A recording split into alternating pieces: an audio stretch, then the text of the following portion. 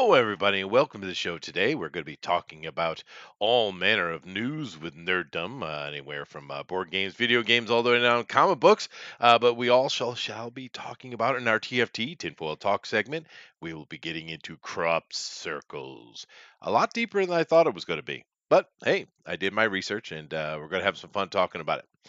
Nevertheless, first thing I'm going to do is come over here to the YouTube, and I'm going to go ahead and hit that like button, and I'm going to also hit my share button so that we get people in here and joining us. Fortunately, we can't do that the way you used to do it before, but that's all right. As I come over here and do that, I do welcome you to the show, and do keep in mind, we hope you guys will have some comments and interest there in the chat. Feel free to put it up. We do pay attention directly to that, and we want to hear your thoughts and ideas. But beyond that, we also have some very interesting things. We keep using this word double down, but I think we're beyond that now. We need to come up with a new word, and maybe you guys can help us invent one, because yeah, there's no no, there's no end to this, it seems. And we'll just kind of take a look at that. Nevertheless, let me come over here and pop this out and bring it over to the other side so we can start getting into it. Now, I do know we have a few more people going to be popping in here with us soon, so we just have to give them a second. But yeah, we got Roger in here. How you doing, Roger?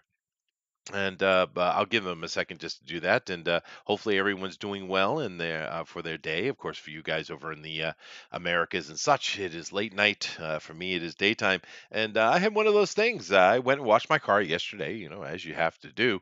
Unfortunately, I kind of made a well, I don't know if it's a stupid move or not, but when I got my new car, I got one of those glass coatings on it. Ooh, sounded like a great idea, and for the long run, it probably will be as far as sun damage and stuff to the car. But damn, you have to wash those things by hand, dude.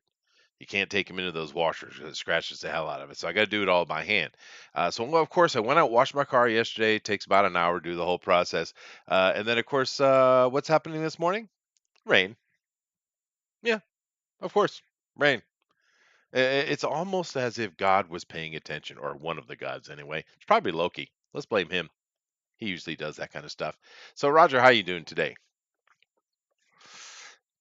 Now, some of the things I didn't really put up too much was things like The Last of Us 2 winning all the awards, and we know that that was gonna happen. It's not really very surprising, but there seems to be a lot of fallout going with that after the fact. So I guess we'll keep an eye on that and see what happened. But I know there's a couple of guys said they're going to come in, but I guess while I'm waiting for them, I'll go ahead and do my board game stuff news, because they don't care about that anyway.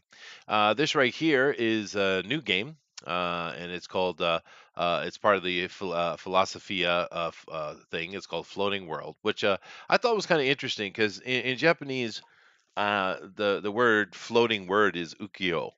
And ukiyo is it kind of means like a luxury life, or urban life. I guess you could use it. But back in those days, and they still have it today. They had like red light districts in Japan for hundreds of years, as other places have. And the rich merchant class and the noble class would go and play while the farmers toiled and died in the fields, of course. But in those worlds, you got things like kabuki came out, ukiyo-e, meaning simply art. Which is wood carving, was used as kind of like advertisement flyers, and they throw them all over the place and advertising the new kabuki or the new this or the new that. And when the farmer or the no average person would come into town once a year or so to, or a couple times a year, to pick up supplies, they would find these things laying around, and for them is this amazing piece of work, and they would take and put them up in their houses as art. And these days, you can actually find some of the old things that were kept by these farmers and these normal people that from that period, because people in the city just kind of threw them away. Matter of fact, a very interesting little thing that came out of ukiyo-e, the art of the urban life, was the fact that before the Tokugawa shogunate shut down the country in general, the big pottery in the world, particularly porcelain, was coming out of Japan. It was best in the world. And then, of course, they shut it down, and of course, China picked it up, and of course, we call it China today, which is interesting. But what they would do is they just needed something to wrap these porcelain bowls in these crates that would be sent off to the world, mainly into Europe and stuff. And they would take all this art and they would wrap it in these advertisements for these kabuki shows and things like that. And when it came into Europe, the Europeans would take it out and they were like, "What is this?" Because they were just using it as packing material, you'll see. But when they looked at the art, they were like, "Oh my God, this is something amazing!" And of course, out of that came the modern art movement. So it's ironic how this little game here, which they use the English floating world, but they should just call it ukiyo, kind of came into many aspects of modern life. Kind of came out of this little, advertisement movement that happened in Japan. But this game right here, in particular, and it's kind of interesting. But I brought it up more for a complaint, really, because I usually talk about games I like and things I want to get into. I think you might like, but this one's more of a complaint because this is based upon ukiyo, but it doesn't really have the theme. So it's like, pick a lane. In this one, you're going around, you're collecting cards, you're doing kind of the pass around, and you keep one, discard one, and you build up your hand, and then you play your hand, and you can attack monsters or attack towns or attack this or that on this map here. And it's like, what the hell does that have to do with red light districts? I don't get it. The game looks pretty. I'm sure it works really well. It's coming out of a reputable company. But I'm like, what are you doing? And it's got some nice miniatures and stuff, but what does this have to do with ukiyo? I do realize with kabuki and the various other, decadent things that happen in these places, that a lot of stories and mythologies and things were told on the theater stage. Of course, that's it's theater, but I still don't get what that has to do with this gameplay. It's very bizarre. I mean, if you wanted to make a game about attacking monsters and taking cities and stuff like that, well, fine, you did that. So name it properly. Why would you call it Red Light District? In essence, that's what ukiyo or floating island or floating world means. So I don't know. Bad, bad. I say. Anybody jumped in here? I think I heard in there with me. Who's with me today? Hey, Hey, Slick, how you doing, dude? Sorry, I'm just complaining about a board game. Don't mind me. I won't. Oh, good. I'm just I'm listening to your um eulogizing of where it's descended into, and Yeah, well, I think it's cool. it's depressing. I think it's depressing. I should probably Well, share with you so that you can see yeah. what I'm talking about, huh? And pornography used to be quite open in Japan until I guess after they kind of tried to mimic the Victorian era. It I always mean, comes out of so pornography for you, doesn't it? yeah. Well, I'm just saying it did the same sort of like weird little shift. Now you got is over there that are like, what? Well, I mean, you got to keep in mind that Asia, as well as many other parts of the world, they never had a Protestant Reformation, right? So this whole, particularly with Americans, we're very uptight about sexual things. This is coming out of that Protestant movement, right? And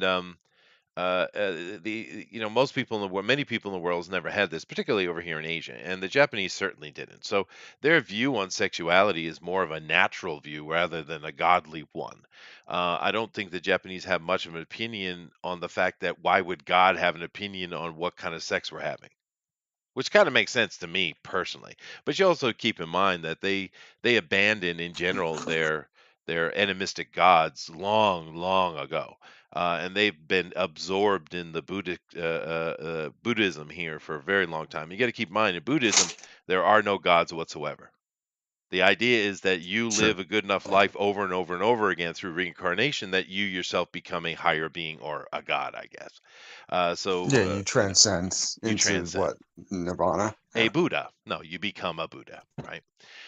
That's the thing. Buddha isn't a particular person. It's what you can become. It's a transcended being is what it means. And he's not the only one. There have been others. But that so they don't have the same kind of views on sexuality here. That is fair. And of course, in the ukiyo or the floating world, they had all kind of manner of weird sexualities. Matter of fact, it's kind of interesting little story while I wait for other people to come in before I move on my story. If you guys wonder why I'm babbling, because when you had some priests come in here, uh, back with the black ships and stuff were starting to come in and opening Japan up, right? And at that time, this is just before the Meiji Reformation was about to start here in Japan, and you had a bunch of priests come over, and of course the shogun and all that stuff were still firmly in power, and the emperor king, they should call it king really. And this priest was so disgusted with what he was seeing in these red light districts, these ukiyos, and that sharply criticized the king directly to his face. And actually, a lot of priests that were with him at the time thought for sure they would just cut his head off and kill him because it was so harsh. But it didn't happen. Instead, the young king was like, "Wow, dude, he's right." And they cracked down on some of the things that were going on, and it kind of destroyed that world. It's very different the way it is today. Of course, and the thing that the priest was so upset about, this Catholic priest, I think he was Portuguese, was because I don't know if you know this, but there's been a few military traditions throughout history where the idea is you have this older soldier will take a younger soldier and train them to be a great warrior, but they also have like a sexual relationship, right?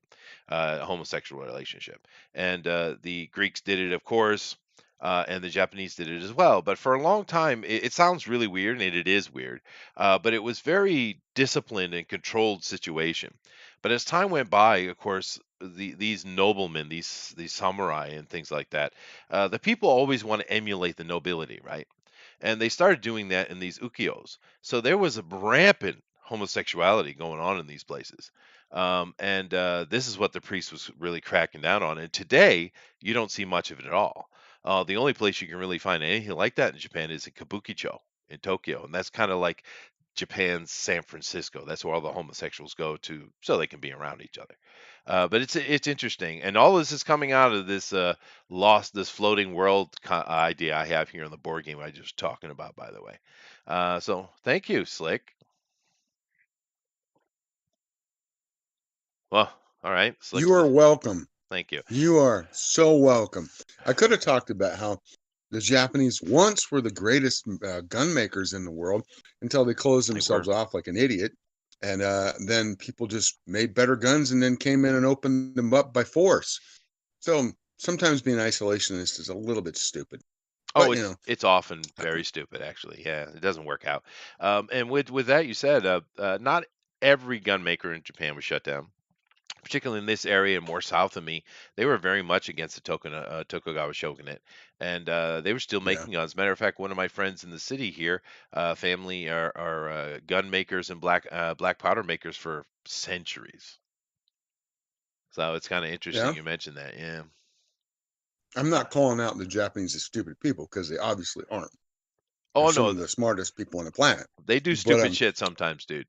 yeah, but they do some stupid shit one. They do. And that was one of them. They if they had kept doing that, kept their armaments up and had a little bit of a little bit of trade with other places, they probably wouldn't have been caught off guard by the Americans when they came in and just said, "Oh, we're opening you up," and you know, stop being obstinate.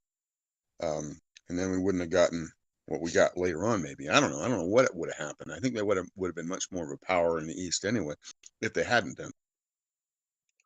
Yeah, no, no, I think it was a huge mistake. And now, in a way, you have to give a little bit of love to it because even though this wasn't the intention, one thing that did grow in Japan incredibly was the culture and arts grew incredibly. So many things they have today that are just considered standard Japanese things came out of that quiet period because it was very peaceful. I mean, there are positives about it, but ultimately it was about control and it was not. It was a mistake. And we could do a long dissertation on how that happened and what it cause and effect to Japan, but that's not why we're here. So we're not going to do that. But Sure. I was kind of waiting for. Besides, I'm not the guy to talk with you about it because I'm full of shit. Oh well, fair enough. I mean, but you know, we do the best we can. And All David's right, like, move on. far up, man. I don't think he's enjoying my conversation. Just like how they never figure out tanks and jets don't work against Godzilla. Dude, you're right. They keep it, it's insanity. They keep doing the same thing over and over and over again, expecting a different result. It's not good. They need they need to just, tempt him into like a really big catapult and just throw him Oh to the yeah. moon. That That's that what I got to do. sounds like a plan. Let's spend lots of money on that. Anyway, let me go ahead and continue with the stories I have here today. And whoever drops in, drops in. All right, here we go. Let me continue, Slick, and feel free to pop in at any second, right? Okay. Now, I'm going to talk about this. Booster's not here to yell at me for doing it, so I'm going to do it. Richard C. Meyer launches surprise campaign for coronavirus inspired comic Pandemic. Now, I don't know how much you know about this stuff with Richard C. Meyer and the whole Comicsgate movement and all that. I'm not sure how much you're up on that, Slick, but I am. I've been paying attention to it since the beginning. I'd say I've been Oh, involved I've since the been here. beginning. I've been here since before Richard T. started flapping his lip. Well, there you go. All right then. So you know what I mean. Yeah, me as well. I was used to watch Ethan do his portfolio reviews, which I thought were great. I really wish he'd get back to it, but I don't think we're ever going to see it Yeah. again. No, Um, we'll never see it again. and of course, Captain Cummins, who is the one Yep. who told me about Richard Seymour. Now, here's the thing: I'm not here to hack on Richard, not at all. I'm here to hack on the concept of Richard. All right. Now, people are getting this book and they're saying it's not good, and oh well, too bad. I don't know. I haven't read it myself. It looks pretty enough. But they say it's not well written and there's a lot of complaints. But I don't know how true I can take that because, see, Richard's coming under fire right now because they're complaining that he's not really Comicsgate. He shut down his Twitter or yada yada yada. They're going on and on and on. And to be fair, I kind of picked up on this watching Preston Poulter's show when he was actually kind of talking about another creator's opinion of this. But this is what I wanted to say about it. Now, and Slick can give his opinion too if you'd like. But this is what I want to say. Richard C. Meyer was never Comicsgate, ever. And I don't know what you people are talking about. The guy did his thing. He was pushing against it. Now, if you want to call what he was doing Comicsgate, go ahead. Maybe even, I don't know, he didn't because that came from Nerd Wonder. That term came from, right? But he was pushing against because he didn't like what he was seeing. He was giving him shit. He was trolling him, and they challenged him. Well, if you could do better, do it yourself. So he did, and he came out with Jawbreakers. He made a bunch of money. It's not a bad little book, right? And then when Ethan and Doug Ernst and well they were kind of button heads against each other, but and John Malin and a whole bunch of other people came together and started getting on the hype train with what Richard was doing because there was a lot of hype coming out of it. They all wanted Richard to step up and be the boss. Understand that. In the beginning, Ethan wasn't trying to be boss at all. He ended up kind of taking those reins and doing whatever he did. I'm not going to get into that conversation, but that was the initial intention. You saw them trying hard to drag Richard into the community and have him do something. The thing with Richard Meyer is he's an introvert, guys. He was so shy. He was really not good being in groups. He was never part of any of it, ever. He might Yeah. have did some lip service to it here or there, but he wasn't. He's a shy guy. He doesn't work well in groups. He's an extreme introvert. He really is. He tried a couple of times to make an effort to step in. He just couldn't do it. He just didn't have it in him, and it was disappointing to me, and I'm sure a lot of other people because they were like, we really wanted Richard to take the reins and run with it. But that's not who he is. He's a trailblazer, yes, but he's not a leader. It's just not who he is. So I don't. What my point is let Richard do Richard. Don't make him something he's not. He's not Comicsgate. He's never been Comicsgate. He never will be Comicsgate because he's not a leader. It's not what he is. Now, I would suggest that I don't have access to it, but if someone else has actually got this pandemic book of his, I would like to see an actual review. Is it good or not? Because I have a feeling the reviews that have come out are very much tainted based on this concept. And I wish people would really get their head straight because that's one of the problems we're seeing so much in the world today. People having an idea and then running with it and not bothering to know what the fuck they're talking about, Slick. It happens everywhere, Yeah. all over the time, and it pissing me off. It is pissing me off. You have an opinion? People tend to, well, I mean, that's not a new thing to have happen. No. Get a little bit of information in their head, then they try to extrapolate out, and sometimes it's put in filler from what they hear from other people and what they get from their own brain, and they don't really think about it very much. Your take about Richard is pretty correct. Yeah. He obviously, when you listen to his old streams or when you listen to his videos now or then, he's better by himself, Hmm. or he can kind of gather his thoughts and think but when he gets into like a group setting where there's a bunch of people talking, he usually falls into a back seat unless he's prompted. And it's uncomfortable. You can tell he's uncomfortable, and he usually likes to gather, but quick. If he had been wanted to be a leader, say when in his military days, he would have been a leader instead of, you know, just one of the guys. If you listen to him, he wasn't he wasn't an officer. He No. might have been a non-com, I can't tell or not. But he likes structure and order. You can tell that from his books and the way he talks about art. Yeah. I don't necessarily agree with him on most of his takes about media. I don't really agree with him, but I do agree with his ability and with his forthrightness to speak his mind Hmm. and his right to do so. And there was quite the backlash a couple years back that caused him to be lifted up as a voice within what would become Comicsgate. And Hmm. I never was Comicsgate. I don't like waving a banner except for God, state, country, and my family. All right, um, whichever comes first. But when it comes to these things like this, no, it's just everybody used to say it was a movement, and then for some reason it became this almost a cult like mentality for some people. Not Yeah. all people, It for did. some people. Yeah. And then people started backbiting, and I think he could see that. I really think he could see that in the beginning, that he'd just become embroiled in it, and because of his position anyway, he kind of was there, but he stepped back. Ethan took the reins. John Malin came in, and then it went from there, and that's fine. You got a lot of people, a lot of egos going on, and you got guys like Captain Cummings who just noped out. You know, Yeah. No, he he kind of did. felt, And yeah.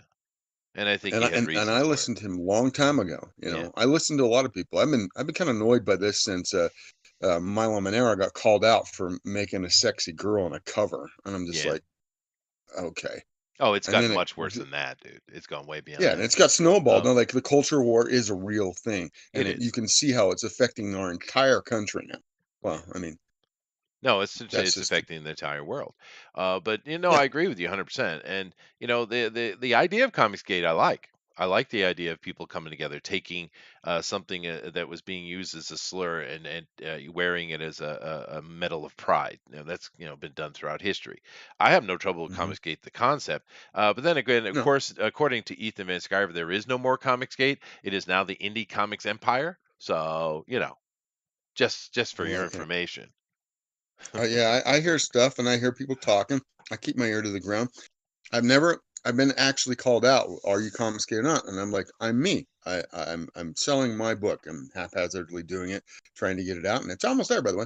Um, but I mean, I I want all the blame for my endeavor on me. I don't want it on anybody else. And if I decide to go out and promote somebody that I like, I want to do that. But I don't want to have to be shoved into promoting people I don't care about, or to wave a banner just because I have to wave a banner. I want uh, to be able to be friends on both sides if I can. yeah. I want to, No. or all sides. I take I the same mean, same stance. Yeah, I do. Yeah, I and agree. that didn't come. I did not get that feeling when things started to kind of snowball. It felt like True, you're on that either was this the side issue. or that side. Yeah, that was the issue. Yeah, because I am Comicsgate in spirit. But Sure, I mean, in no way do I not want to have a list of people I'm not allowed to talk to. You do realize that's why we're here. We're here because of fucking mm-hmm. list, you dumbass. Right? So don't give me no And damn I hear that, list. and I hear that talk on both sides, mostly on our side, I guess you could call it. Where now they're doing the gatekeeping, they're doing the purity testing, they're doing all that. And it Yeah, it's started so with stupid. certain groups. I'm not going to name them, but everybody knows who they are. Of course. Yeah. Um, and when they did that stuff, I was just like, are we just this other side of the penny? I mean, Yeah, I didn't like it. And the thing is, if there's someone you don't like their words, well then fine, don't associate with them. Don't talk about their stuff. You don't have That's fine. Go right ahead. But don't get in other people's cases if they choose to. One of the things I've done here on this channel is I've always tried to bend Switzerland. I want everyone who wants to come on and share their book and talk about it, please do. Now, of course, we don't have the format to really move too much product for people and stuff, and that's unfortunate. But I've never ever wanted to exclude anyone, even though I'm getting yelled at about you got to exclude this person. I get yelled at quite a bit. It's like, well, I'm sure you do. I mean, I don't think you try to court controversy other than like say some controversial things like tinfoil talk or whatever. But you tend to ride the middle path, you know.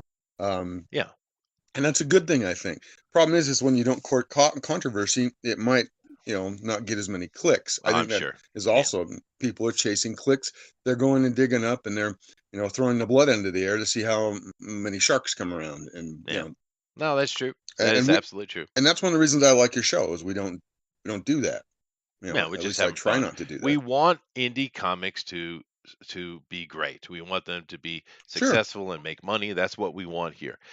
Because we for years and years, the reason why this thing exploded under Richard C. Meyer's ambition, his angst, was because we've been complaining about for years what they were doing, and they wouldn't listen. So we're like, fine, we'll do it ourselves. And Richard showed us that you could, right? Yeah, That's and he what did. he did. And Richard's important for I, that. And I have to understand. say Yeah, go ahead. I have to say that because of what he did, and what he said, actually launched the idea of doing a comp before he did, but he was talking about it before, and Hmm. so it was out of his ideas. Like I said, well, maybe I could do from my own ideas of Yeah, my own media and IPs that I come up with. it Let me, inspired. you, Yeah, and it he did. did inspire me, and that'll always be like Richard C. Meyer having the balls to say what he did, allowed to me to just go, hmm, yeah, Yeah, and okay, we and this is something that Richard could do that say Ethan couldn't do. Ethan certainly got more attention to it, and having some big names involved is great. I'm personally a big fan of Ethan Van Sciver's art. I think he's one of the best artists of that generation. And his antics and things he does for getting views, that's the way he went about it, and that's fine. But he doesn't inspire anyone else to go make a book because you're not Ethan Van Sciver. But Richard C. Meyer making a book, well, that inspires you. It's like, well, if he can do it, I can do it, right? And that's the yeah, importance of Richard. And I think we should just respect the trailblazing aspect of Richard and not expect more out of him because he's very clearly showed us that he's not that, and it's yeah, okay.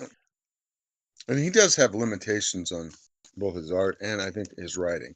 Sure. Well, I'm not trying to be harsh to him, most people but I mean, do, I think dude. most people do. I mean, you ask me to write a romance novel, I'm going to be up to my neck and not knowing what I'm Oh, doing, I can write right? romance. I'm good with that. Well, Yeah. you're awesome, man. Yeah.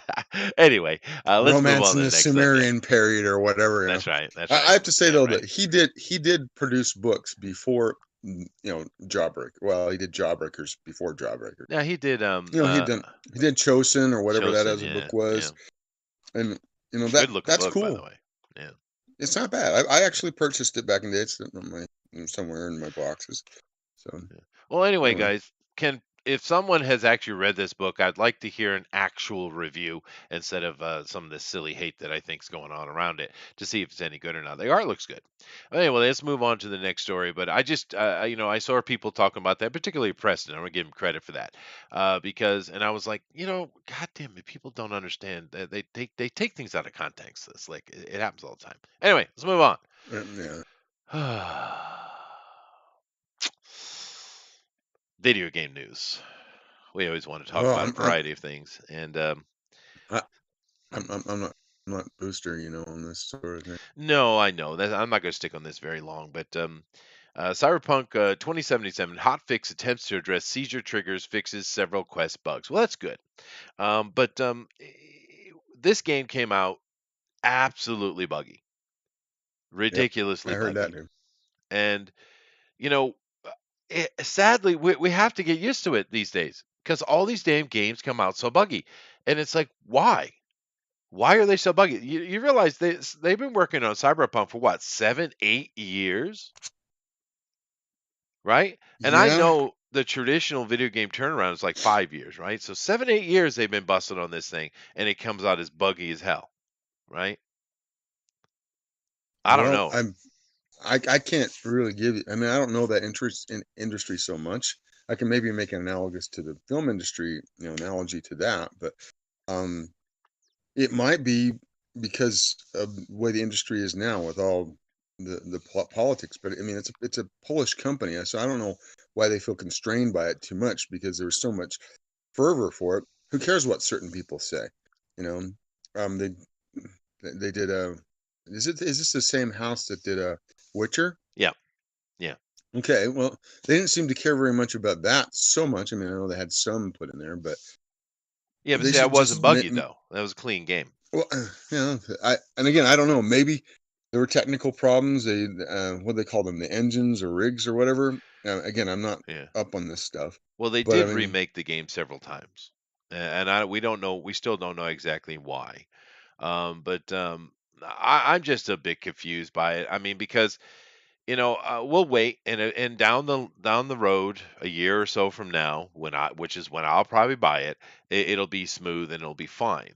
But it's just this trend of all these big companies coming out with these broken games, and we have to wait for these hot fixes over and over are the and over and over. are the fixes you have to something to pay for? No, you don't have to pay for it. No, Okay, it's I mean, just like they're putting the game out too early. And I agree, I know that Dave. somebody Joust was was badass. I know somebody was complaining about the car simulator, how the cars drive or something like that. It wasn't all janky, and It's super janky. I, Yeah, it is a janky game. I haven't played it, but just listen to all these reviewers and people. They're all having the same complaints. However, they also seem to be loving it. The hmm story is great. It looks good. They're having a lot of fun. So it's kind of like with Skyrim, right? Skyrim came out buggy as hell. It's still buggy as hell. And if you want to get it running smooth, you really need to go get some fan mods to get the thing working properly. But yeah, that's the what I'm but people are having so much fun with it that the bugginess just didn't really bother people too much. Now, people who want to slam on Bethesda, which they're totally worthy of being slammed upon, will take that and run with it. But I have a feeling in the end this game is similar. It has some problems, but people are just having so much fun. Ultimately, in the end, they don't care, which is good. Which is good. Well, everybody I talk to is playing it. They're not saying it's great, but with just what you're saying, they're having a good time. Yeah. So if they do continue to like refine it, and polish it up. Um, I was talking to Tank Fair. I don't know if you know Tank, Yeah, I know but Tank well. Yeah. he was telling me that he still mods Skyrim and still has fun. Like it's kind of Yep. like a hobby to mod Skyrim. And like I'm just like okay, um, but I think you may be right. I mean, and when you look at the gameplay, like when they stop it, when you look at it, it's beautiful. It's a beautiful game. So if they can fix these things over the next few months to a year, I think people will still be playing it, especially if they expand it a little bit. Maybe make it what do they call it when you have players playing from all over the place? That would be Multiplayer, kind of they're cool. planning on coming out with kind of MMO-esque multiplayer. They are. Yeah. Yeah, and that would be something actually that might even entice a complete non-gamer noob like me to take a look at it. Yeah. But I mean, I don't have a system. That's what I keep hearing is if you don't have a system, totally Yep. you're fucked. That So, is another issue. Now, I don't know how much of an issue it is. You got to have a rig. You got to have a hmm proper rig to run this thing at high end. And for a yeah. lot of us, it's not a problem, especially us PC guys. We have monster rigs, right? The console guys are gonna get a less crystal performance, I'm sure. But that's the thing, though. If you're playing on a less a lower rig, your computer is not as powerful. The graphic quality drops drastically. And of course, it's built in. They had to do that because you can't handle you don't have a proper video card or something. But when you're looking at a lot of people playing that lower fidelity of game, it looks bad. It just looks like it's something that should have came out a decade ago. That's a problem, I think. But if you got the proper rig, the thing's gorgeous. Yeah.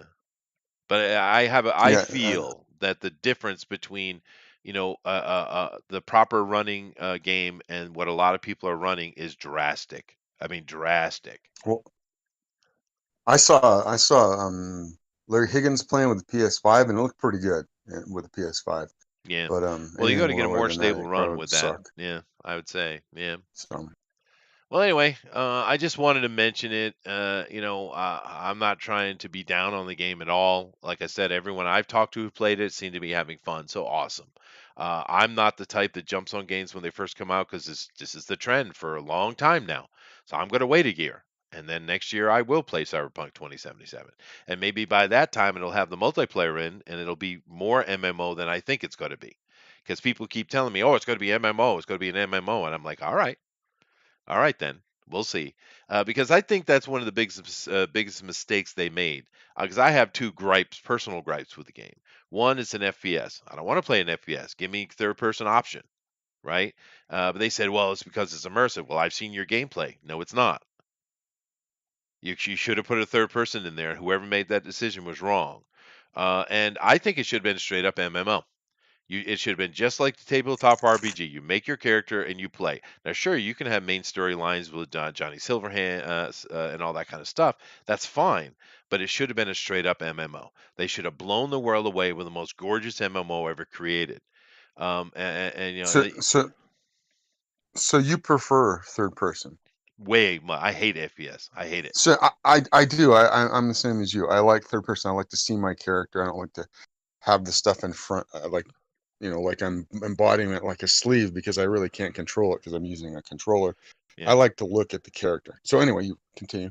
Well, no, no. I mean, they have a great character creation system in it, which is good. But you can't see your damn character 99% of the time, right? So, I Yeah. mean, what's the So, point? And another aspect of it with that is I understand why they did it, but the whole V thing was for a narrative because there's a lot of voice acting in there. I get that, but there are ways around that. If you go look in the MMO world, there are a lot of modern MMOs that are heavily voice acted, but yet you can get away with your character's name not being spoken, right? You can. But we'll see. We'll see what happens. It's not the game I wanted. When I first heard about it coming out, I was like, "Yeah, man, Cyberpunk, that'd be awesome." And it just didn't turn out to be what I wanted. But that's just me, and that's cool. But anyway, hello, well, stranger and boy. again, we got. Yeah, I was just saying hello to someone in the chat. Oh, okay. I mean, I think you're right. There is going to be some changes to it over the next couple of months, and it may entice a broader audience, but it still seems to be a hit. I mean, because Yep. Oh people no, it is were definitely hit. invested in it. So, Yeah. yeah, we'll see. It's better than another big one this year. Yeah. Well, that one was just mean spirited, dude. But it got all the awards though. It won Oh everything. yeah, Yeah. It was just yeah, mean spirited. again, culture war bullshit. But I mean, yeah, Yeah, which is a shame though, because that game is stunningly beautiful, and the mechanics in it are really no, solid. it looks nice, and I have not heard anything about this gameplay. I'm just kind of a peripheral guy, but boy, the story is um I It's it's not just one mean I'd want to spirited. experience. Yeah, Yeah, I wouldn't want to play it and pay money to it's like buying Sophie's Choice and then embodying yourself inside of it to be Sophie. I just wouldn't want to be that. yeah. So Well, yeah. and it's not that game. I didn't hear any bug complaints about that game either. Now there might have been, but I didn't hear any. Right. So it was a really well done game. It's a good game. It probably does deserve some awards. But the mistake they made, it was just because of the mean spiritedness. If they had simply just had put Joel on the side and Ellie would come back to him, kind of like in the Gods of War, where you come back and you have to talk to the dwarves all the time, and it's Ellie's journey. Even if you want to make her a lesbian, go right ahead. It doesn't make sense in the setting. It just doesn't make any sense. But whatever, go ahead and do that. but the mean-spirited nature of, we're gonna kill Joel, we're gonna kill him off meanly, and then you're gonna have to play this horrible, nasty character that murdered Joel. They force you to play Joel's murderer in the game. It's Yeah, just mean-spirited, dude. and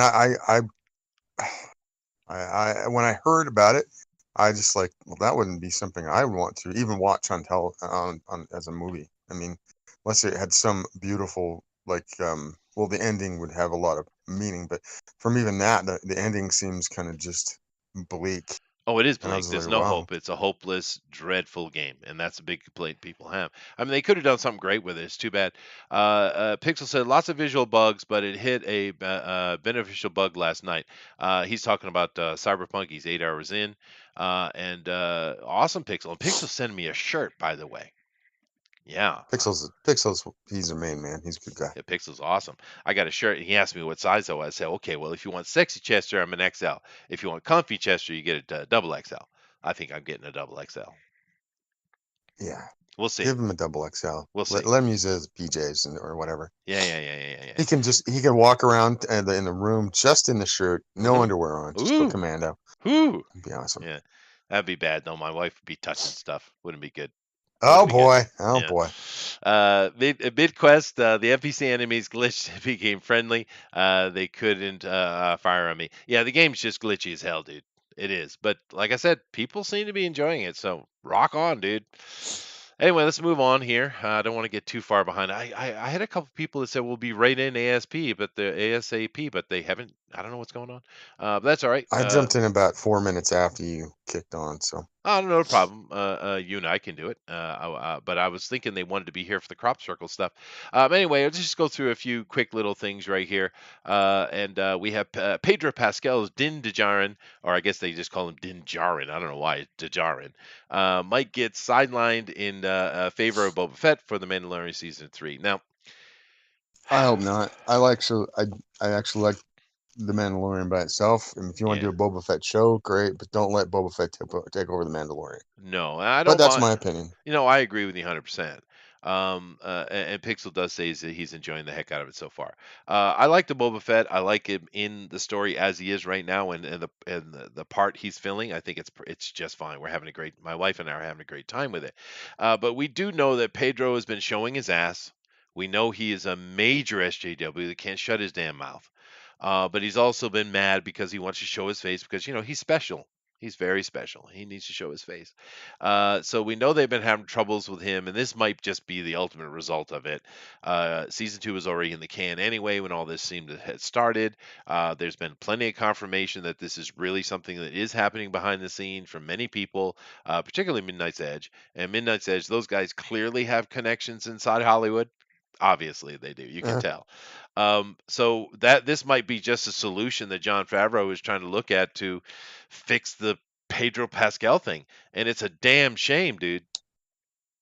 It's a damn shame yeah, because it's a fun thing. It's just fun, and my God, how long has it been since we had something just fun, slick? I watched TV. I think I told you this a couple months ago. I flipped on TV and just kind of went through the normal channels I used to watch. I couldn't find anything that I was enjoying. Yeah, And I'm like, is it just because I'm an old man? I'm an old Xer that part of that is probably can't part of find. it. Part of it, yeah, But I do know storytelling, and I'm pretty good at understanding how things work. And almost everything I was listening to was either empty tripe, and let's not say that there wasn't a lot of that in the past, but or just bleak. Is this a bleakness, or they're preaching to you in a way that we all can recognize? yeah. Um, Yeah. But I hope they are able to work something out because it would be a shame. This series is fun. it would. You even got Bill Burr. He's not a bad actor, dude. How did that happen? No, He's not bad at it's all right. all. I like him. I want Timothy Oliphant to come back. I Me enjoyed too, his dude. character. Yeah, I liked him. There's got a lot of cameos, like we're mentioning here. And it's a fun little series. It's cool, and I don't know where they're going with it, but John Favreau clearly has a plan. Unlike other people who work at Disney, and we'll see. I just think the whole thing with Pedro's sad. It's like, dude, do your job, do your job. Shut your damn Well, mouth and do I your don't job. want. I'm gonna give a spoiler. This last episode, he got to show his face. He did. So I mean, that's number two. I mean, and he got to Yeah. show his face. I mean, most of the time he doesn't. He has his helmet on. And again, like it's a convention that they've used, which is not totally Mandalorian from other Well, it's stuff. Death Watch. Um, Yeah. so Yeah. and that's fine. But I mean, there may come a day if he holds out that he'll get to show his special face, and I'm sure everybody he will. will Yeah. and he will shine his light upon them. He Well, just needs to hold out and stop being such a prima donna. and if he just pay attention to the damn scripts he gets in his hand, he might understand what's happening. It's clear that Fabro is taking this character, Din's character, who is part of the Death Watch. They're not calling it that; they're calling it just the Watch. But it's Death Watch, and they're a psychotic zealot group, cult. And as you know, we had Katie Sackhoff come in with a Bo-Katan character, and little by little, he's going to change. And I'm guarantee you, he's going to end up being on Bo-Katan's side. He's going to get the black saber, and he's going to give it to her. That's Right. clearly going to happen, right? So, spoilers, everybody, spoilers. But so if he just be a little patient, they're going to be showing your face plenty later, dude. Well, I mean, what I think with him is that if you just look at that as like this a progression, it's over time, and I will become this Sterling that the Shining Knight because he already is the Shining Knight. And Boba Fett's not. I actually like how they have Boba Fett played though. I Oh, I really think it's dig that. awesome. Yeah, I mean, I agree. But that guy has had gravitas on film since Once Were Warriors when I first saw him, yeah. and I'm sad that he wasn't able to show himself more in the prequels because Yeah, he really true. has a presence. Anyway, Yeah, no, he was really that one episode was you got more out of Boba Fett than you ever have before. The fans must be happy about it. But Pixel over here has an opinion. You see the rumors that they want to give Gina Carano show unless she apologized for her Twitter statements. Personally, I don't think they should break her out of her series. Just work her episode in. Yeah, no, I agree. I don't want a Gina Carano show. I'm not interested. She can't carry it. It wouldn't be interesting. Having her part of the Mandalorian, eventually becoming part of his rogues gallery and the bigger ship he'll probably end up getting. I think that's awesome. What I would do with the Mandalorian, and it might be what John is planning, is having Din, having Boba, having Gina's character, having Bill Burr's character. He has this team of rogues that go around doing good things and interacting with the craziness that's going on in between the fall of the Empire and the rise of the New Order. That would be great show, and you're taking time to develop it, right? And I feel like that's yeah, what John's doing. But the problem with Disney is they want to throw everything at the wall and see what sticks, right? So, oh, they like this character. We're gonna give her our own show. They like Ahsoka. We're gonna give her our own show. You get this on the show. You get this show. You get this show. It's like freaking Oprah giving away cars. Back it up, Disney. Back it up. This is why you screw shit up because you're well, too eager. did did you see the investors summit or whatever they had that showed all the new shows? Yeah, it's ridiculous. It's ridiculous. Yeah, I'm just like, oh my gosh, did you not learn from doing too many movies and not if they don't coordinate this, like if they don't have people talking to people from each show so it all makes sense. I mean, and again, I don't even want them to go. I wish they'd watch the sequels from history, but I don't think that's going to happen. Um, I would like them to obviously they're backtracking now and they're yeah, looking to the legends and the expanded universe for yeah. fodder because they just cannot come up with a good idea. I don't know what happened to the writers at Disney, but they suck. And so, Well, a guy like yeah. John Favreau, who actually is, He's a creator. Well, you wrote it out. I'll finish your statement for you, though. Jon Favreau is a creator, and he knows how to make things, and he takes his time.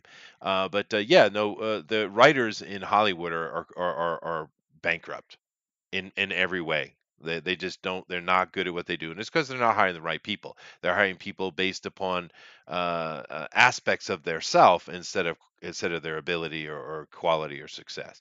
Of course, I don't know what happened to Slick, but hopefully he will be back. He dropped. All right, cool. Well, let me check over here real quick. Is someone know he's back now? All right. Well, anyway, let me go ahead and move on to the next story because we have. Sorry, I got bumped for some reason. That's all right. We need to move on anyway.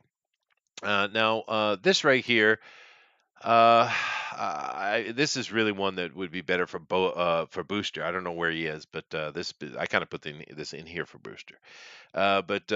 New rumors claim to reveal significant plot details about Spider-Man 3. Now we know that they're doing a Spider-Verse thing. Tobey Maguire and Garfield's characters will be in. We don't know how long. I have to say this Spider-Man outfit he's wearing with that stupid little teeny spider in the middle of the chest is dumb. But anyway, Yep. this whole story It plot looks is like a it looks like a tick. it does look like a tick, yeah, which the tick's badass, by the way. But anyway, this whole storyline is this: him and the fake MJ are basically in love, and they're having love. And the bad guys now, of course, they know who he is because of what happened in Endgame and such. And I guess, or whatever, however the world knows who he is now. They're attacking her. They're going after her, and it's all about him trying to protect her. So it's kind of the Gwen Stacy storyline, oddly again. I don't know, and they're somehow mixing in the Spider Verse as well. But that's it. That's the whole thing. MJ is in danger, and they're in so much love, and there's so much love happening. Slick, it's just love All over the place, all all over, over her face, all over all her. over his Maybe, face. maybe. I There. never understood that. I never got that fetish. I mean, aren't you supposed to be in love with this person? I don't know. I, I Sex has gotten I weird would there, think. Slick. I mean, people Well, treat their you do live lovers in as if they're Japan, so I don't know. trash or sluts or whores or something. I mean, it's just You supposed to do be your you lover, your wife, your girlfriend. You're supposed to have admiration and love and partnership with this person. Why would you do these horrible, disgusting things to them? I don't know. What's You going live in on, Slick? Japan, you would know better. They pioneered it. I don't know anything about that, dude. I mean, porn is porn. What does that have to do with real life? Nothing. I don't know. People have lost their goddamn I've never done perspective, that. Slick. I never done that.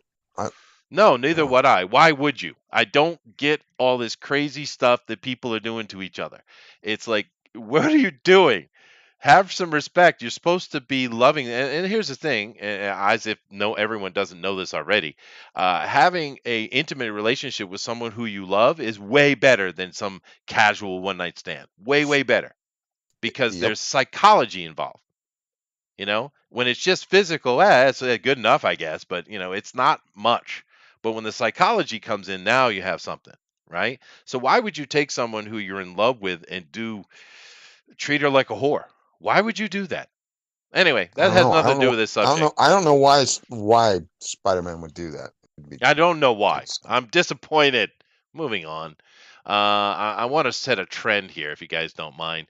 Looking at all these kind of ideas, this is all about the girl, right? Which is fine. A lot of movies uh-huh. are all about the girl. This is all about him, myself, selfishness, right? Now, this Mhm. one is an absolute, I don't know what to think, all right? Because new gender swap Zorro series with focus on social justice announced. Now, if this were just a chick, Lady Zorro, which I do believe there were comics and stuff in the past. As a matter of fact, they might even have it on the page. Let me check. Wouldn't her name be Zora There it is. It would be Zora. Yeah, it would be. But anyway, so if it was just a or lady, Zorax? if it was just a lady out there kicking ass and doing the right thing, all right, fine. But why does it have to be a focus on social justice and why? Why? And why is it that we're pretty confident that she's going to probably end up being a lesbian? Because they all are now. They all are, right? And here's the thing that shocks me, and I don't know what to think. This confuses my brain. It's like Robert Okay. Rodriguez is directing this. Um. Huh. Yeah, Well, maybe there's some hope. Maybe there's some hope. We'll see. But Machete, Dust Till Dawn, Desperado. Freaking Robert Rodriguez. So in my brain, that's like awesome, awesome, right? He does action Hmm. great, dude. His episode we just saw a couple episodes ago on Mandalorian was great fun, dude. That was the Boba Fett one, right? He does action Hmm. great. It could be a great fun movie. Robert Rodriguez is great action film director, but what's up with this? If it was just a female, awesome. I don't care. But what's the social justice crap? What the hell's going on? I'm confused. My brain is confused because Robert Rodriguez is so machismo, right? It's all Well, machismo. it's probably gonna be the United States is the enemy, and it's probably gonna be white men um, are the enemy, Of course, and yeah. straight men, and then probably the Catholic Church will be the enemy as well. Yeah, but see the thing, are Spaniards white men again? Now I'm not talking about Mexicans. Spaniards, They're mixed breed. You know, they're coming from no, the Spaniards are white. soldiers. Yeah, but are they, well, are they though? Because they don't Yeah. consider themselves La Raza. Have you been I got my hand up. have you been to La Spain? Raza. Well, Have you yeah, been to Spain? yes, I understand they are white her, especially when you get more toward the middle and the south. But they were unfortunately overrun by the Muslims and raped out. This is why they're a bit darker. But don't that's Well, no, really what? Well, no, racist. by the Uh, Pyrenees, by the yes, Pyrenees, yes, and up over north, yeah, to yeah, into the sure. like over that peninsula area. Um, they're pretty white. Oh, of They're course they are. real They're white. because originally, initially, they're part of the Atlantic Celtic tribes, and they're same as you and I, really. But they have changed. But that's not my point. If you ask any Spaniard or any Mexican or Hispanic or Latino or whatever, they're not white. They're Latino, right? Well, And they would probably take offense to you saying that. But we know that the Zorro story is depends all on who you built are. about fighting against the Spanish European rulers who were coming over and ruling the California territories. That's what it was all about, right? Yeah, So that's yeah. the enemy, right? So are they white now? You see what I I mean? don't know. I It's don't so know. screwed up. I mean, there are plenty of white people down in Mexico. Trust me. I have family there. They're white. Um, they're white people. You know what I mean, Uh, dude. You know what I mean. but I know what you mean. They But would be the offended Spanish if you called them were white. the aristocracy. Yes, they were. Well, my family wouldn't be because they are white. But Look at this hottie though, dude. yeah, but then I mean, she's white too. She's actually Welsh. Yeah, I know, dude.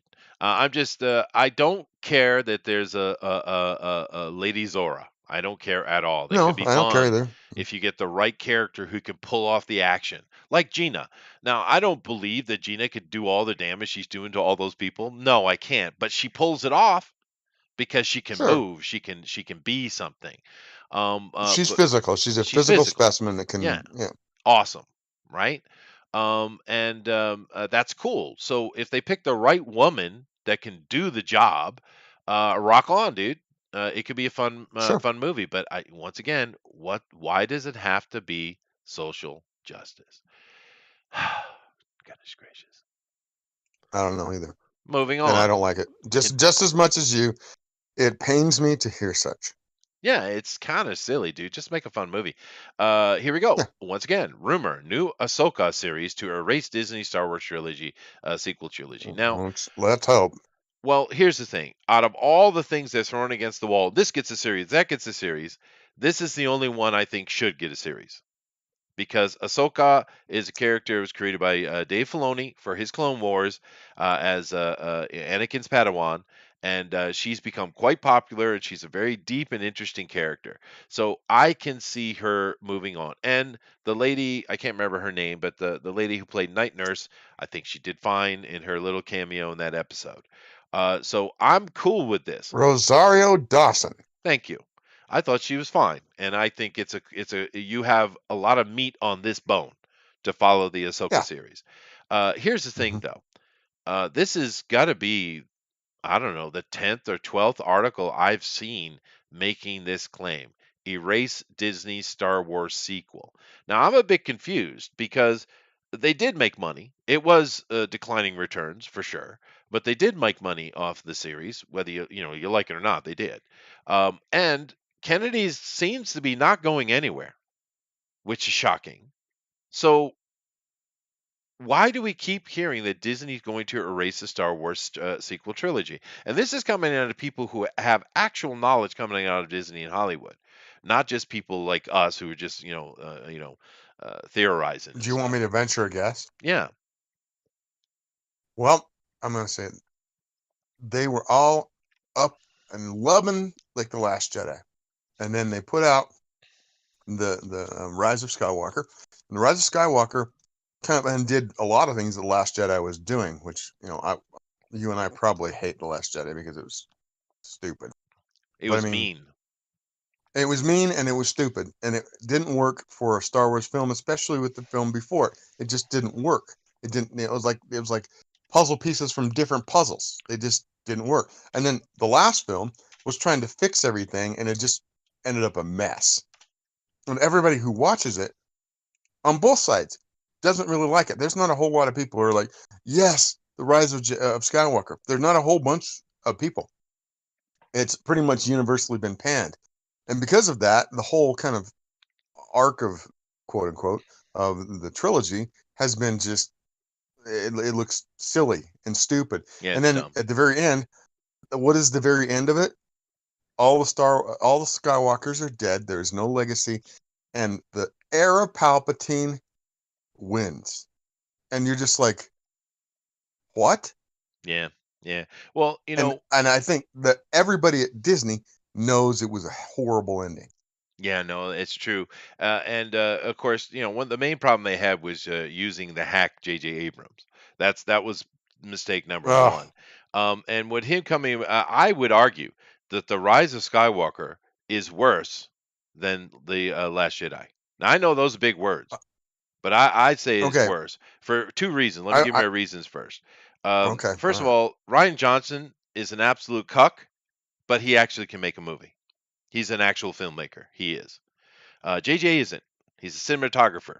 That's someone that has a big head. For one. Yeah. Two, because JJ was trying so desperately to fix it, that he just made the biggest clusterfuck maybe in history with the Rise of Skywalker. It is so bad. It is so messed up. It is so convoluted. It's worse than the Last Jedi. The Last Jedi might be more mean spirited. It is, but the Rise of Skywalker is bad, dude. It's really bad. I will say this about the, I'm the swearing a lot the today. Last Jedi. Yeah, you are. But I mean, and when it comes to Star Wars, it's infuriating in my opinion. Yeah, This is stuff that we grew up with. It was formative stuff from our childhood, and they have just destroyed it. I yeah, mean, they they really did. have. Yeah. But so the Last Jedi, if there hadn't been a film before it, it probably could have been a standalone film. Not a great film, in my opinion. I mean, you have to infer a lot of things about what stuff means, but it could have been okay. But the way it stood, what it left you with at the end of that story is hardly anything to build on, Yeah, it's a hot especially if mess. you're using, yeah, an arc that should go over three. It kind of brings its arc down there, and then you're stuck in a place where you're not sure where to go. And then they hand it off to a guy who doesn't do endings very well. If you guys have watched his career, he's not really good at endings. He's good No, at he's like not. at setting out like an idea maybe, but he's not really even good at that. I think he's really good at finagling his way into the halls of power in Hollywood, and that's about it. And then he can do visuals, but I Well, don't know if I'd lay that all at his feet. It might be his team. no, no, he's a good Um, cinematographer. He is great at that. But no, no, well, no. It's both it's uh it's Steven Spielberg's all fault. three films look good. All Oh, they're three of them definitely look pretty. good, Yeah. Oh, sure. But no, that's but Steven when Spielberg's you fault, dude.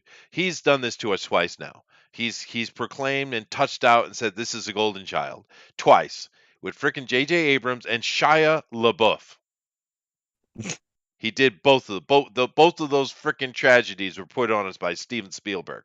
For Christ's sake. Um, yeah, Goodness gracious. Alan says the reason The Last Jedi is worse because it's the movie that killed the franchise. That's fair. I'll give you that 100%. I'm just saying that the Rise of Skywalker is a far worse movie because if you it didn't, doesn't make any sense at all. it's a hot mess, dude. Yeah. Whereas The Last Jedi is a coherent film. I mean, there's plot holes and crap too. They just can't seem to make an actual clean story. But it is far better film, is my point. Trust me, it pisses me off a lot more. Help me, Well, I Obi mean, The Wan Force Kenobi. You're Awakens my not that good either. only. Well, I mean, yeah. I mean, The Force Awakens wasn't that great of a film. A lot of people liked it. I didn't like it from the get-go, but I mean, a lot of people did. And I understand it. It was fun visually, and it had throwbacks. I mean, it had a lot of fan service in it, and people kind of felt, "Oh, this is Star Wars again," without really thinking about it too hard. And then a lot of people started thinking about it, well, about 2 months in, and you started to get videos about it that came before, like the Last Jedi, who Yeah. were just tearing it apart, Oh, and sure. it It's continued. And yeah. It's full of plot holes. That is true. But I think for a lot of us with the Force Awakens, it was good. It was a five, movie, six maybe. But a lot of us were like, oh, okay. Well, it depends on what comes next. The movie yeah, left us. Well, it depends on what comes next. Are they going to explain why Rey can do this? Is Finn our Jedi? I mean, we were left waiting for the next movie, which is a good thing. But the next movie just destroyed all expectations because that was the intention of the creator, and he clearly either he doesn't like J.J. Abrams, which I don't think that's the case.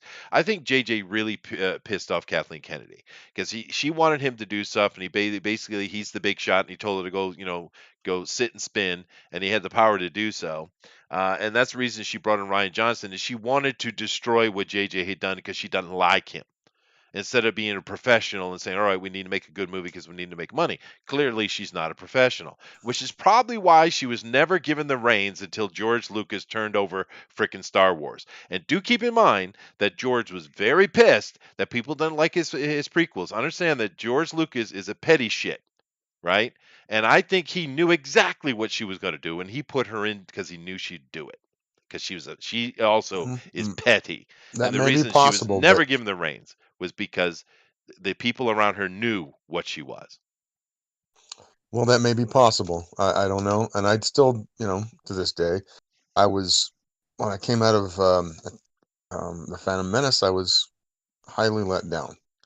Um, I Yeah, that expected you know, I expected a lot more, and it didn't, and it continued through. I mean, a lot of people talk about, the Revenge of the Sith as being an okay film, but okay is not stellar. It's not no, spectacular. yeah, And these films should have been, with all the money that he had to play with, he should have figured that out, and he was almost there. There were just a few tweaks I think he could have made, and it would have been just fine. yeah. No, With the with problem with the prequels, Slick, is really, really very simple. I think there was miscast with Hayden Christensen and Natalie Portman. I think, but besides that, the real problem was he was telling an adult story, but he was trying to make it a kids movie. That's the problem. Yep, that's If that's if he probably had the Yeah, if he had just told the that's the adult nail on the head. story with the grown up people who've grown up with your Star Wars, it would have been fine. But putting all the kitty crap in there ruined it. That's the Yeah, problem. he was pandering. He was pandering to sell toys and merchandising, and that's continued with stuff that happened with Disney. But I mean, Yeah, when I got out of there, there were a few things that I would have not done. I mean, I'm not let's not alliterate them, but I mean, don't kill Darth Maul. Don't have Jar Jar Binks be a central character, um, and then treat the treat the viewer like an adult, even the children. Because when you watch Star Wars, there's some pretty dark shit going on in Star Wars, but sure. we didn't freak out. I didn't freak out when Luke lost his hand and Darth Vader was his father. I was like, whoa, what? No, Yeah, but I wasn't like crying in my soup because it or wasn't whatever. bloody. Yeah, No, I but mean, and there's no again, blood in Star Wars. you Yeah, yeah, you got to pull back a little bit. But I mean, yeah, we got blood in Star Wars in the first film. There was a little bit of, on Finn, when he was marked by his companion.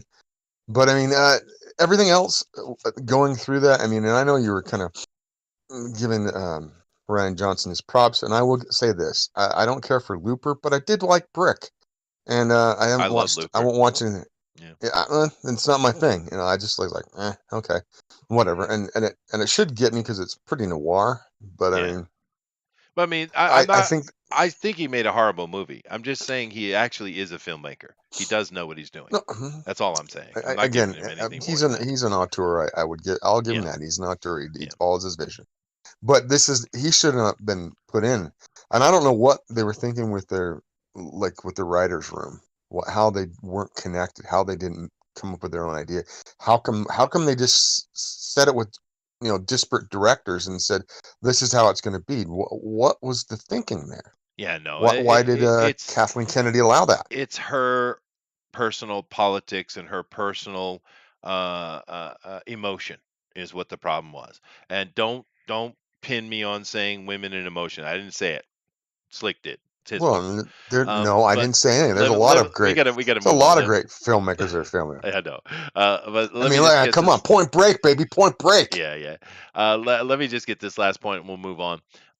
Jar Jar Binks was the Phantom Menace. Yes, he was supposed to be Darth Plagueis. Yeah, and there was such Yeah. harsh reaction against it that Lucas had to go change it. But that's I get what he Is was that trying to real? do. Yeah, it is real. Is Yeah, that real? yeah. That should have been. He should have stuck to his guns. That would have been He great. should have stuck to his guns. That's right. That would have that's one of the mistakes he made. But anyway, I'm all for this Ahsoka thing. Let's move on So, here. I think I got one more. Well, Margot Robbie's new Pirates of the Caribbean character to be LGBT. Now, I don't know what number of letters we're up to now. They seem to be a lot. I kind of just stick with LGB because that's what we've had forever, and it kind of covers the spectrum, does it not? But here's the thing. This is my question.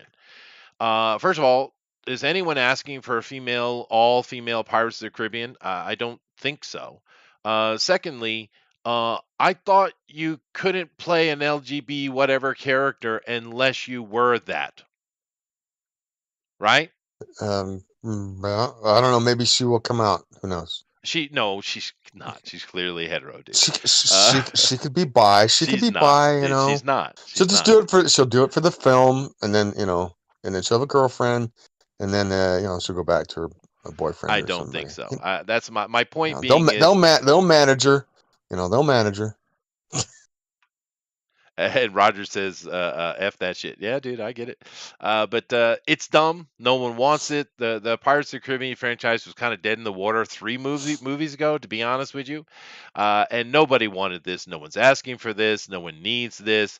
And once again, where's all the noise? They seem to be So, very one thing selective, is what I'm trying to say. I will say is that instead of that sword there, she needs a big scissors because there's got to be scissoring in Oh, LGBT. oof. Just saying. Anyway, but whatever. It's a nightmare. Well, I guess we're not going to get Thundera in here. This is kind of his idea that we do crop circles, but I have to get into it because I have a limited time. So let me go ahead and jump into this. But All right. man, it's just a Well, they've shame, never had dude. strong women. They've never had strong women before in Pirates of the Caribbean. No, Obviously, never, not once. Yeah, never. not at Not all. one. Not big. Yeah, Not a goddess, nor a no, woman takes charge of a ship of pirates. Not yeah, nothing like that. no, no, certainly not. I don't know what you're talking about. I don't either. Yeah, yeah, yeah. Okay. But of Anyway, course, crop circles. well, yes, thank you. All right, guys. Well, we're gonna jump into our TFT segment right now, and as usual, I play an intro. So here we go.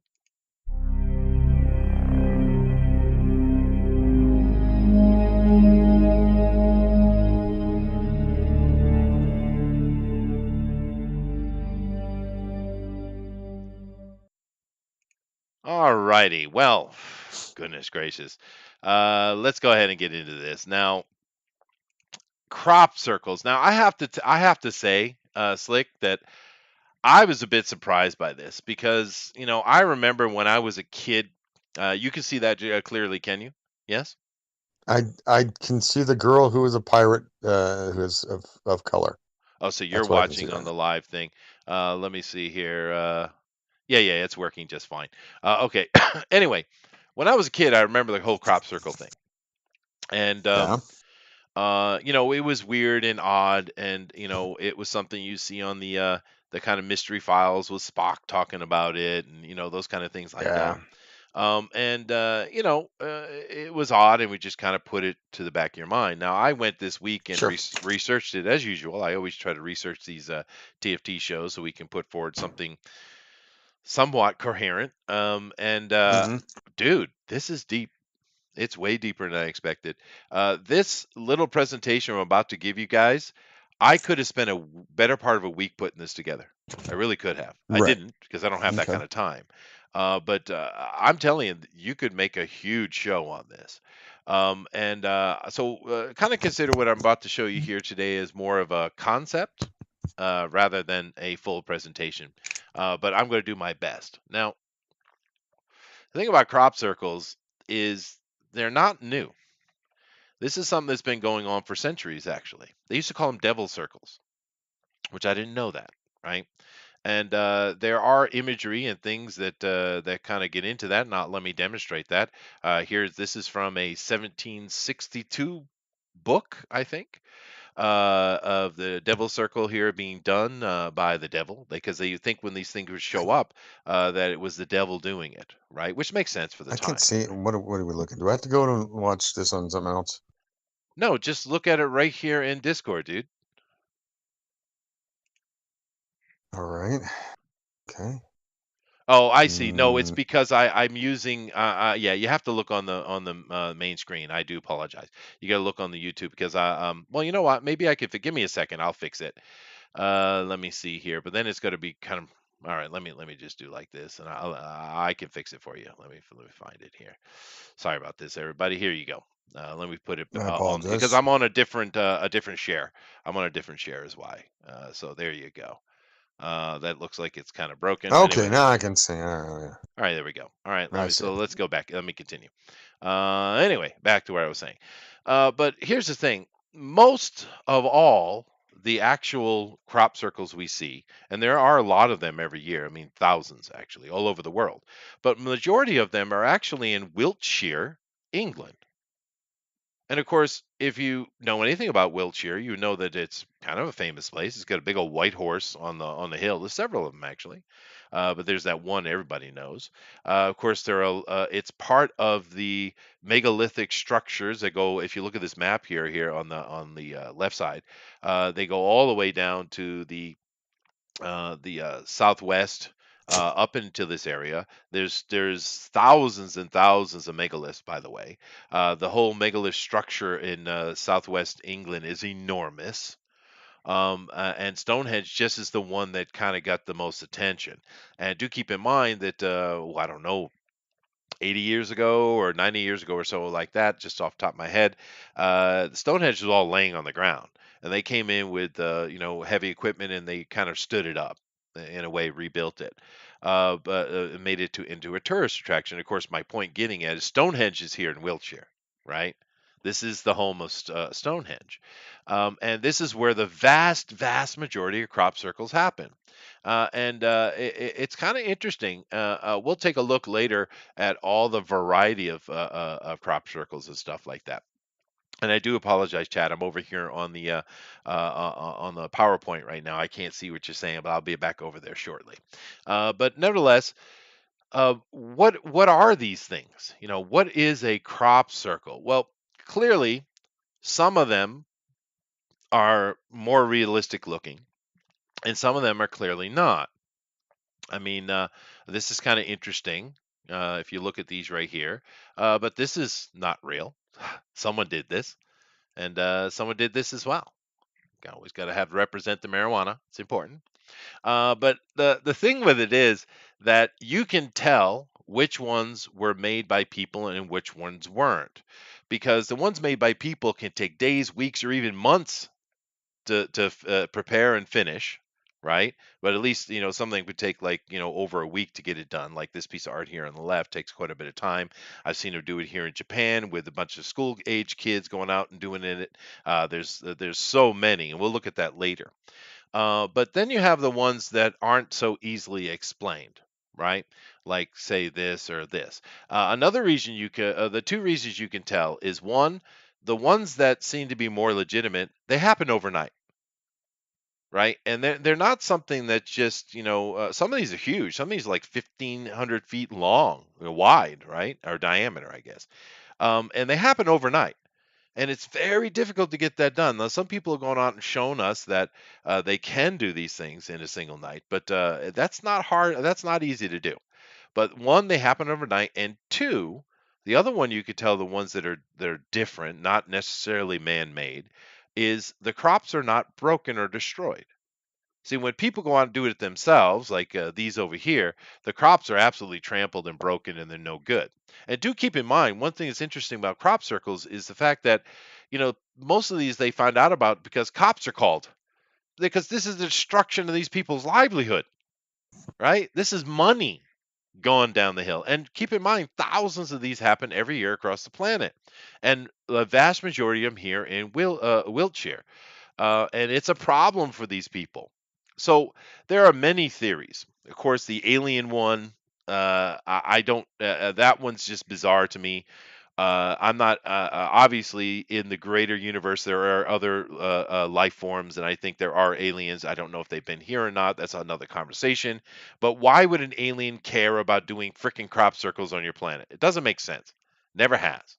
Now, one thing that's interesting about the ones that seem to be more realistic, not only are the crops not actually destroyed, they're just kind of folded over or rolled over, right?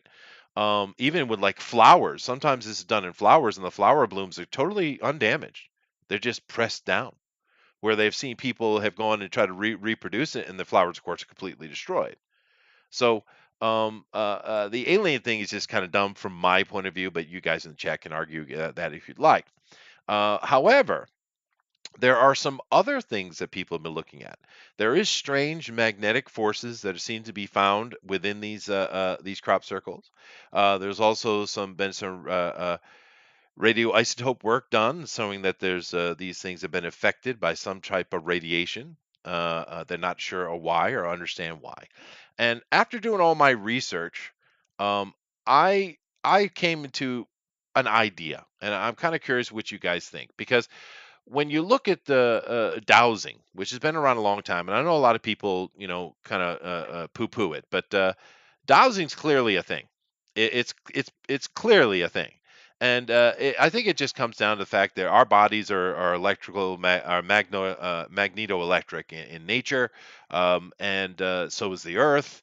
And water is certainly, we're learning so much about water, but dowsing is a thing that actually functions. It's hard to explain why, but it does. And when these dowsers started to get interesting a couple decades ago, because when they go these crop circles, the ones that are clearly made by someone else, nothing happens. When they go in these other ones that they happen overnight and they have these strange things, the dowsing rods go crazy. And they still don't understand why. And I want to put forward a concept. Here's my concept. Uh, Sacred geometry is a thing. And I don't know if you guys have studied this, but everything in the universe has a pattern, right? And of course, all that pattern tends to fall under what we call the golden ratio. You guys studied it in math class when you were kids. You know what the golden ratio is, and it's quite effective. It is what it is. Um, and that's about as far as anyone goes with it. Okay, the universe all seems to have this pattern. It's all falls within this mathematical property. Makes sense. It's not that shocking. But here's the thing. Um, I've never seen anyone make this comparison, although I'd imagine someone must have. There is a type of math. It's kind of a newer math. It only came up, about 50 years ago, 40 some years ago. It's called fractal math. And how this came to be was quite interesting. There's this fellow. His name is Benoit Mandelbrot. Now, Mr. Mandelbrot here is a genius mathematician, and he'd been working on several things. And IBM called him in because IBM was having a problem. You see, this is back in the 60s, and IBM was trying to figure out how to deal with the telecommunication, and they were sending data over telephone wires. And the problem is, most of the time the data would be fine, but then every now and then the data would be corrupted. And they kept trying and trying, experimenting, and they didn't understand what was going on. There's something wrong. So they brought in Mr. Mandelbrot to help them because he's, this renowned mathematician. he came in and he looked at the data that they had and he saw something that just shocked him because it was kind of one of those mathematical mysteries that had been going on for centuries, or not, maybe not centuries, well, yeah, centuries. And no one had ever been able to solve. What he saw was the geometric monster, right? Which is a pattern of, like, if you have one length of something and then you break it into thirds, you take the middle third out, and then you have and then go down another level and take the remaining ones, do the same thing. You would expect that things would go from whole to half to quarter to eighth to 16th to 32nd, et cetera, et cetera. You would expect this is what would happen, but it's not what it happens. It goes down to a certain level. It goes down one, two, three, four, to a quarter, and then it repeats itself over and over and over and over. And the question of why it does this, why is this math working like this? It doesn't make sense to the brain, but yet it is doing it. So people have been thinking about this for quite a while, but the problem is no one had the ability to do the math to the end to create a set, because it would take billions or trillions of sets. Of individual computations to get to the complete set, and no one had any way to do that. Well, Mandelbrot was, well, hey, we got these computers, maybe that can do it. And I think that's your problem. So what he did was he went down to use a computer, worked with the IBM, and he created the Mandelbrot set, which is a complete set of this particular geometric shape, and of course all the math that goes with it. And it looks like this. And I don't know if you guys ever seen this shape, but this is a fascinating thing. An absolutely fascinating thing. Let me bring you over the other side and demonstrate what I'm talking about. Because this is an infinite structure that we can see. Now, I don't know how many of you know Mr. Mandelbrot, understand who he is. I think it's a damn shame that people don't know who he is, because he's one of the most important scientists in history, I would say. But nevertheless, let's come over here this side and let me take a look at it here in a second. Let me help out Slick and get him back on board where I am. Oh, just give me 1 second here. All I'm righty. waiting. I'm waiting. I am coming. Yeah. This is very Lovecraftian Cthulhu. It is, dude. All right, let me get over here, and there you go. You should be able to see that. All righty. Come back over. Very nice. There you go. And let me come back over to my other side, and I'll get back to the chat here momentarily. All right. So now, with creating this set, this Mandelbrot set, of course, what he ended up creating was an infinite thing, and it's one of the most miraculous moments in mathematical science ever. And of course, from that, he created fractal math because he saw things look broken in it. Is why he called it fractured. And of course, fractal math is moving forward to maybe possibly being one of the most important sciences we've ever discovered, because it's changing the way we do everything. And I would say it's in charge of the future. Now, what I'm going to show you right here is a video, and this video is basically looking at the Mandelbrot set, which is this geometric mathematical formula, right? Which I think is F equals F2 C, right? I think it's the actual formula. But look what he discovered. And this is not bullshit. This is not hypothesis or theory. This is real. He really found this. This is a real thing, and it's sad that everybody doesn't know the name of Mandelbrot. We know Tesla, we know Edison, we know Einstein, but you don't know Mandelbrot. How is it possible? Because I'm telling you, scientifically, this could be the entire future of man coming out of this math. If you go and go study fractal math, if you want to understand what I'm talking about. But let's take a look. This is what the man discovered. Now, as we're coming in, we're zooming into his complete set. But the thing that's interesting about the Mandelbrot set, this geometric formula, is it doesn't matter how deep you go, it keeps repeating itself in patterns over and over and over. It goes deep and deep and deep. And now this one right here is going to go up to 10 to the ridiculous power, which of course we know is mathematically impossible, but yet here it is. What this one I think is going to the 227th power, which is mathematically impossible. I understand that, but yet here it is. So obviously our math needs to change.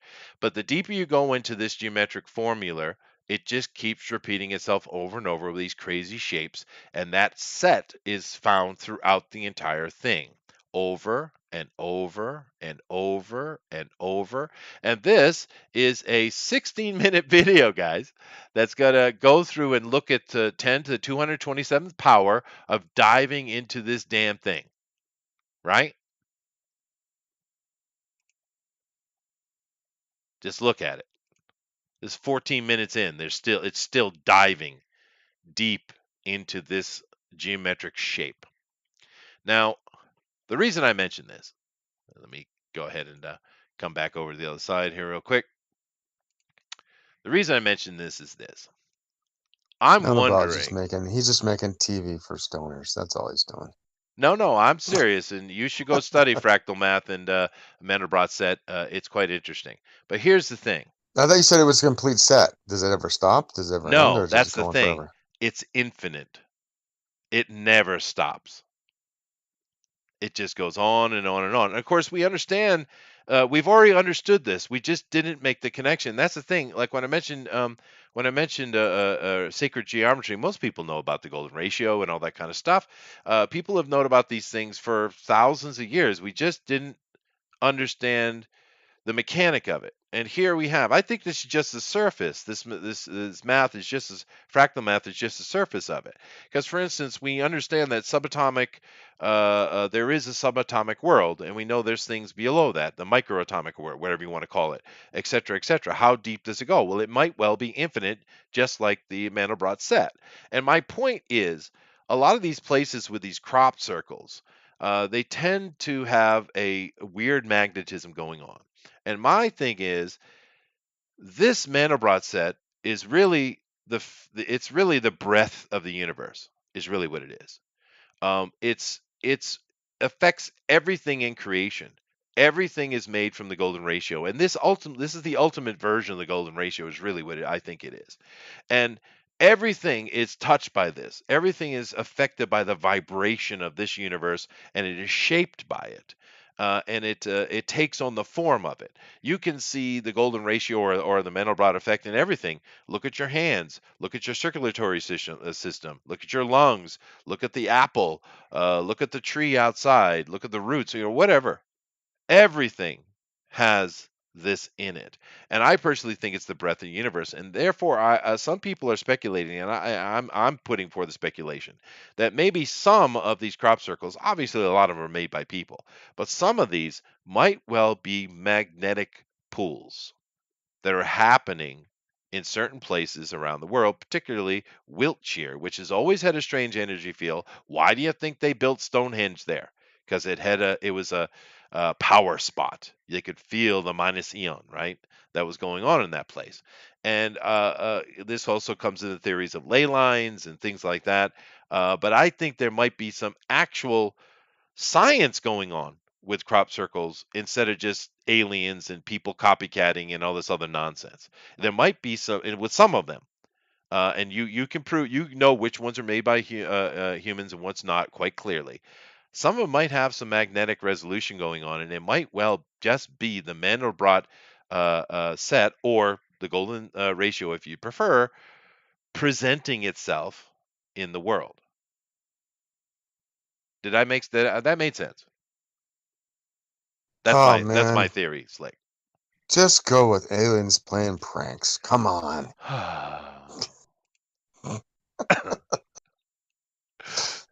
Anyway, Chester went for the deep knowledge, I and did. most people are just gonna go, nah, it's aliens. They're just coming here. They're trying to communicate with us through fields of grain. That Yeah. makes lots of sense. Well, the chat has been very chatty since I started doing that, so I'm coming back here trying to Bunch see of what you guys chatty have to say. catties over there. But that's all right. That's the point. But what do you That's think right. about this idea I put forward that it's possible that some of these crop circles might well just be magnetic effect, and I the like the magnetic idea. effect I'm takes giving. pattern because everything takes on this golden ratio pattern. Everything. I was giving you shit, but I mean, I actually that's not a that's it, if we're gonna go with an out there theory that may have some validity. Who knows? I like that. I'm a pantheist at heart. I think the universe is a construct for a purpose, and whether it goes to the macro, the micro, the wherever it goes, having this this explanation mathematically down into its interior and exterior. That I think that's a cool idea. This may be the description of the brains of the multiverse Yeah, as well. yeah. Who knows? Yeah. I mean, I went through that whole process of getting to Mandelbrot because most people don't know who he is, and it's a shame because he's a super important guy when it comes to science. And I'm just saying that for me, the Mandelbrot set is the ultimate expression so far of the golden ratio. And we know the golden ratio is important because we can take the golden ratio and apply it to every single thing in our life, everything, and it applies. That's why it is a constant, right? And I just think that Hmm. well, if this is how the universe breathes, if it breathes in this pattern that is a golden ratio, then circles and all these other things we've seen make sense. Which I'm going to go take a look at some more circles here in a minute. Matter of fact, I should just do that right now while I'm reading the chat. So let me come back over to here, and let me go to and take a look at some of these that are in here. Now, let me come to the chat. I can't lie. I fake all the circles. Mwahaha, runs away. Up above, Howl Comics says, "Scissor me timbers." Yeah, that was definitely the lesbian joke. Yeah, okay. Anyway, Boomer, 90% are fake. Yeah, most are. Sperm circles. Oh goodness gracious. My theory about crop circles was that they were alien mathematical computations from known biology or coordinates from time travel. There's a lot of crazy ideas like that, and you never know. But I just don't understand why aliens would care. I just don't get it personally. But it's a theory. In 10% that are not fakes, the actual crops have, after testing, have radiation style damage that a person can't fake. That's right. U.S. government drones and some I don't know what that's supposed to be doing it over in UK and Laos with their super secret drones. Yeah, no, most of them are fake, but some of them aren't, and it's very easy to see what aren't fakes because of the magnetism in the low level radiation. Uh, One thing I say is this: after seeing 40-hour houses sized chromospheres that went round into circles and made a circle in the sky. Um, this was my take is on MUFON 2011 because I feature only one other stated. I don't know. The trippy bit was when they all suddenly stopped and clouds encircled them and it looked like a giant circle. Yeah, though well, we've talked about aliens a few times and UFOs and things like that, but I'm not arguing that. I'm just saying that I think there might be some actual math, some actual science going on here, more than just some alien thing. I had a Sunberg next to what? Okay. Oh, he's still talking about that event. It's pretty cool, dude. Roger says, Chester, you talking about landlines and ley lines? Yes, I am. Electromagnetic.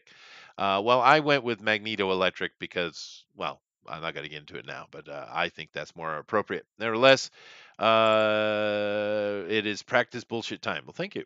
In other words, if you look for patterns, you will find things, and cause way math is designed, you can get patterns. Well, I don't think that's true, Chiron. I think that math is simply searching for the numbers we see, and the golden ratio or the Mandelbrot set is just the pattern of the universe itself, and that's why everything comes up as patterns. I think it's the opposite of what you're thinking. Of course, you can brain your way around any kind of thing and make up whatever kind of nonsense you want to make up. That's true. But mathematically, we do in geometry we do see patterns over and over and over again. That's why the golden ratio has been around for so long because it's something that humans recognize. And I think Mandelbrot has just taken us to the next level of it. And understanding energy, I think energy might well well, not it might well, it certainly does represent itself in patterns. Look at some of the sonic experiments we've seen, where they put sand on a plate and they run sound at different frequencies underneath it. It creates all kind of crazy shapes, right? When you do the old high school classroom test, right? Remember, you take a piece of paper, there'd be a bunch of iron shavings on the paper, and you put the magnet underneath, and you get all these shapes, right? I think it's just the pattern of the universe itself. I think there's something to that, and that's why I brought it up. Isn't pi infinite? I would say, yeah. I'm just saying that I think it's all connected, guys. What's up, Chester? I haven't turned in a very long time, but I'm glad to see that you guys still doing well. Well, thank you, Lorenzo. Trippy man. Someone's on the That's shrooms, so thank you very much, Alan. right. It's like you want to feel the universe, go get some extracurricular substances and watch that thing that Chester showed. Now, You'll have fun. Chiron says this has zero to do with crop circles. I do believe I brought it back around and show why I think it has everything to do with crop circles, didn't I? I think I think I I, did. I knew what you meant. Yeah, I think I I just did. think he wasn't paying attention. Yeah. Well, it's okay. So You guys give me crap. I'm weird. I'm just throwing out a hypothesis, right? yeah, yeah, sure. But anyway, let me try to I'm almost caught up for chat. So Lorenzo says the golden ratio is only an idea. Repeating step happened because of simple laws of the universe, and we are, as people, look for patterns and things because that is the way we evolved. It's true. My point is that Mandelbrot, the mathematician Mandelbrot, and his set, his geometric set, proves the golden ratio is actually a universal constant. That's my point. Magnetics don't leave radiation damage that has been detected in 10% that can be explained. Well, maybe not, but maybe there's more going on. Maybe you're having some kind of energy vortexes or something that's happening on the ground that's causing the magnetics and stuff to flux up. Now, do keep in mind that with the idea that I'm putting forward, it doesn't have to be magnetics anyway. It could be anything. It's just simply the pattern. And keep in mind, most of the ones that are very confusing, that people are like, well, we don't understand why these are here, are in Wiltshire, and it's overwhelming how many are there. And like I said, it is a famous place. It is where Stonehenge is, and people build in places like that because they feel something, right? And I think there's just something to it. They keep going on. When one body exerts a force on the other body, the first body experiences a force which is equal in magnitude in opposite direction of the force which is exerted. Yeah. Patterns are more common than the farther down you look on the scale of things. That's exactly, yeah. Because there are less variables, meaning there is less variation. Well, I think whether you're looking at the micro or the macro, I think we see the same exact patterns. And this is one of the things that the Mandelbrot set shows us is that geometrically, it doesn't matter if it's big or small. They all kind of have that constant, which is the same thing with interesting about electricity. We're starting to learn more and more that electricity, or plasma, if you prefer, uh, it um, it is sizable and it's constant, and it seems to be more and more that it's actually what everything is made of. Electricity seems to be one of the most important sciences we need to be paying attention to, because you can take and do a small experiments with electricity and you can size it up to planetary size, and it's completely sizable. You can't do that with a lot of stuff. So it's once again part of the pattern, right? Male pattern crop baldness. Well, thank you very much for your insight there, Eric. I appreciate it. Uh, the Rays have it 12 inches off the ground. That's right, Chiron. Okay, I didn't read everyone, but I tried to catch up as much as I could. And it's interesting looking at something like this isn't even a crop circle. This is just something that happened in nature, right? Um, there's certainly a lot of these that are clearly man-made, and others that are more less so obvious. And like I said, the ones that are confusing are the ones that happen overnight. I mean, overnight. Anyway, I'm just kind of while I scroll through some of these pictures here. You got anything to add, Slick? Thank you very much. That's the Elvis one. Yeah, So, yeah, yeah. No, I personally think that some industrious artists and people are doing probably the majority, Yeah. and there may be a few that are testifying of some sort of natural phenomenon of the universe, or you know, geomagnetic lines, or stuff that comes from the planets. There might be stuff out there. I mean, anybody who's ever seen the aurora borealis and looked up into the sky, well, you're looking at the weird patterns of what our sun and planet are working together to create. And yes, it looks random, but on an in-depth look, it's not. There It's not. there are Yeah. lines of things that are going on up there to cause what you're seeing.